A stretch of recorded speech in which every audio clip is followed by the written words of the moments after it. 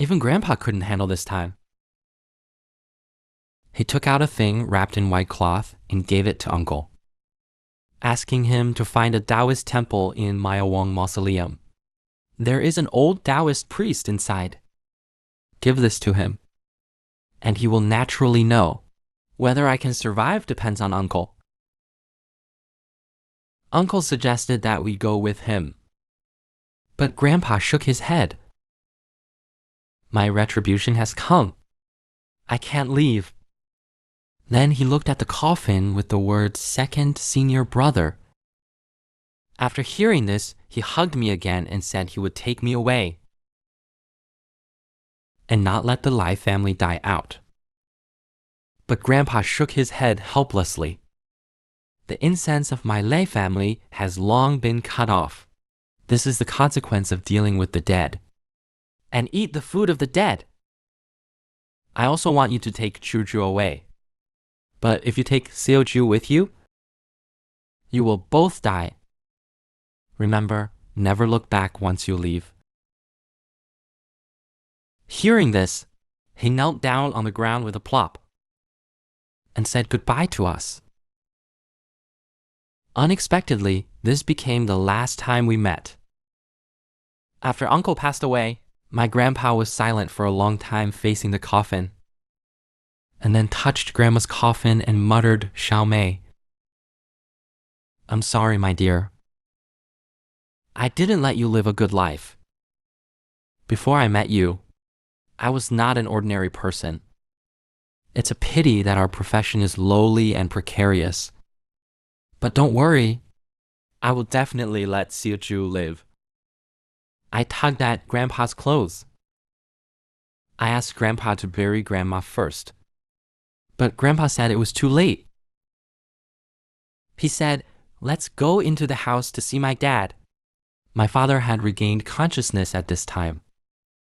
When he learned the current situation, my father cursed my mother for not being a good person. She was going to kill our whole family.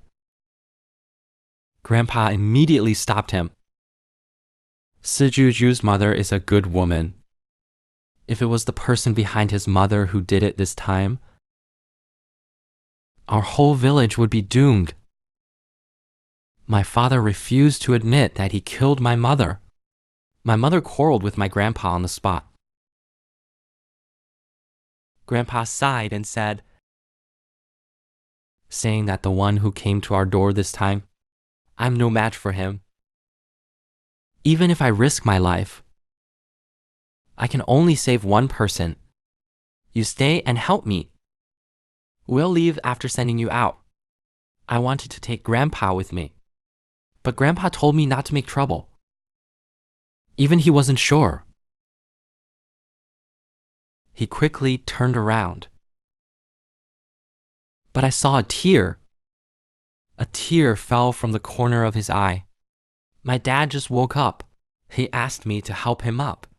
However, the moment he saw several big red coffins in the yard, he sat down on the floor. His face turned livid, and his eyes were straight. Then he quickly picked up a stick and ran out. He wanted to run away alone. I shouted that it was dangerous outside, telling him to come back quickly. Then I heard my grandpa's voice from behind, telling me not to care about him. Grandpa came to me, sighed and said that Lee had been lonely all my life, but I didn't expect to have such a cat. He can't get out of Magoo village. The coffin has been delivered. He would die as soon as he left the village. While my dad was still complacent. I don't want to stay and die for you, you little bastard. But he didn't know that there was a ghost behind him. Those unknown paper money were scattered behind him. It actually formed a path. I still want to pull my dad back. Grandpa quickly came to stop me. Shuju, don't go. That road was clearly paved. It's for the dead. He has been haunted and has no way out. But I don't want to drag everyone down anymore. He is my father. I can't just watch him go down this dead-end road. Grandpa shouted, Sichu Ju. He is not your father. I turned around. I still asked the question that was in my heart. And asked, Grandpa, is he really not my father? Grandpa was stunned and didn't know how to answer. But I understood. It turns out that I was the bastard they said I was. My grandpa is my real father. Then let me die for him. My father came to the village entrance, but found that the stone bridge had broken. He was at a loss. I had followed the path paved with minchi tiles to catch up. I told my dad to come back quickly. My grandpa and I stayed behind to find a way to send him away. My father didn't believe me at all, telling me to get out. Just then, a small boat emerged from the fog and darkness, and the shout of the boatman came. The boat crosses the river, only for those who are destined. My father was overjoyed and waved his hand to get on the boat. He even waved back to me after getting on the boat. Finally, I don't have to see you, you bastard. Go back and wait to die with the old man. However, as the boat slowly entered the fog, the man who was rowing suddenly looked up and looked at me straight. And he smiled strangely. It was actually my dead fourth uncle. I was terrified. I quickly shouted to my father, You jump into the river. Xiao Gong is the dead fourth uncle. He's going to hurt you. My father thought I was lying to him to go back. However, he saw that Xiao Gong wore a hat, pretending to be mysterious. He reached out to take it off and see clearly. However, the next second, my father let out a scream. Under the moonlight, the face of the fourth uncle was so hideous. My father was scared to death and desperately called me to save him. I was about to tell him to jump into the river. I found a more bizarre scene. I found that the boat was made of paper money. It soon revealed its true form and then began to sink underwater. No matter how my dad struggled, he couldn't break free. My fourth uncle kept laughing coldly from the side. In just a few seconds, my father completely disappeared into the water, and I could only shout helplessly on the shore, just as I was still immersed in sadness. There were bursts of eerie cries from around. I looked up and my scalp went numb. There were densely floating paper boats on the river. Each paper boat was hung with a red lantern. And there were ghosts in paper clothes standing on them. Each of them looked at me with empty eyes. I was directly scared. These are all people who died violently in the village. The next second, they grabbed me with their claws. Before I could escape, I was pulled into the water with a plop. Countless ghosts emerged from the bottom and pounced on me. Soon I was surrounded by them. Countless cold hands touched me frantically. I struggled desperately, but I was still being pulled down to the bottom of the river. The feeling of suffocation instantly swept over my body,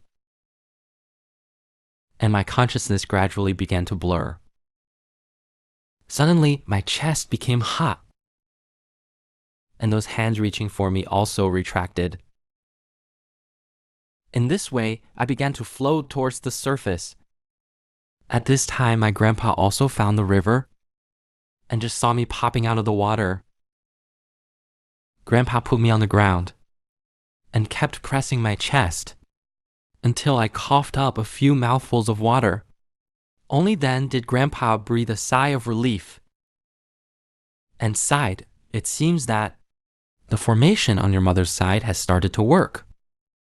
The ghosts of those who died in Manga village were attracted by his resentment. The man also broke the stone bridge across the river just to trap me in Manga village and kill me one by one. The people around me and torture me slowly.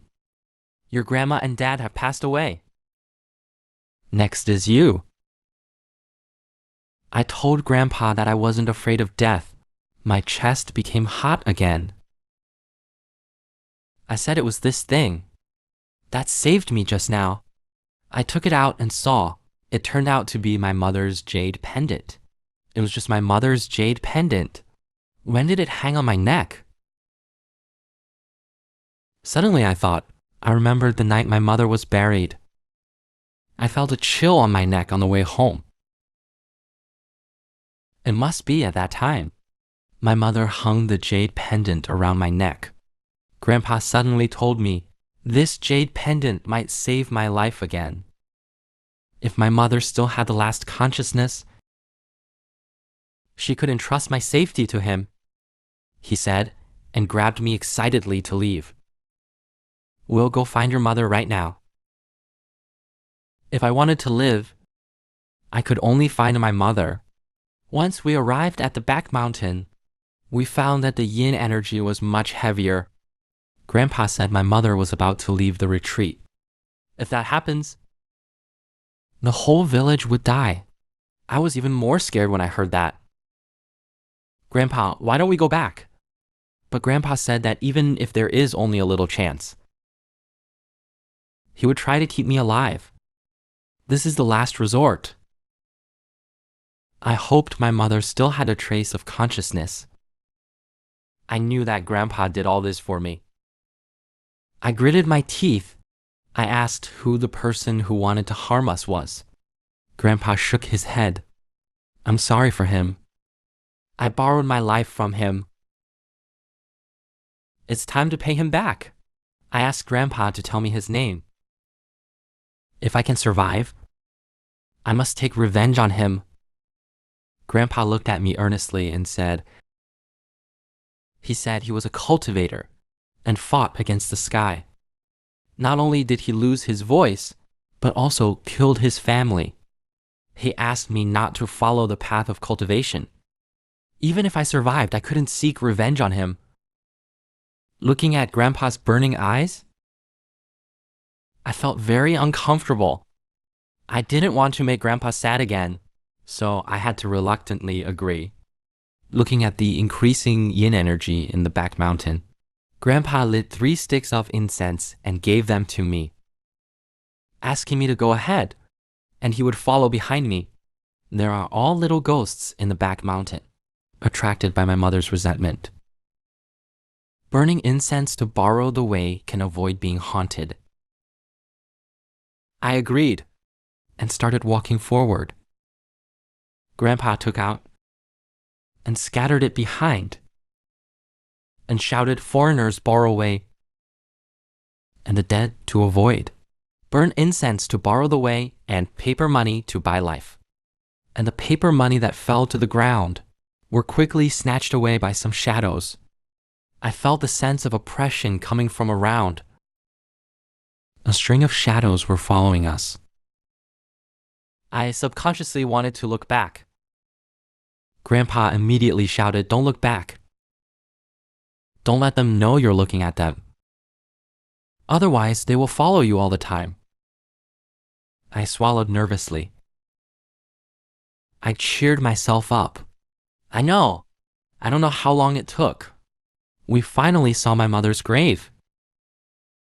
Suddenly, I noticed something strange around me. I quickly pointed in the direction of the grave and told Grandpa, there's a light ahead. Grandpa shouted that it was not good. It seems that he is coming. My friends and I were all shocked. Grandpa said it was a ghost light, also called the guiding light, which is used to guide ghosts. Meanwhile, there was a gust of cold wind from the woods behind us, as if something was coming this way. The little ghost who followed us to pick up money also showed a panicked expression. The next second, it was scared and scattered. Grandpa quickly protected me behind him.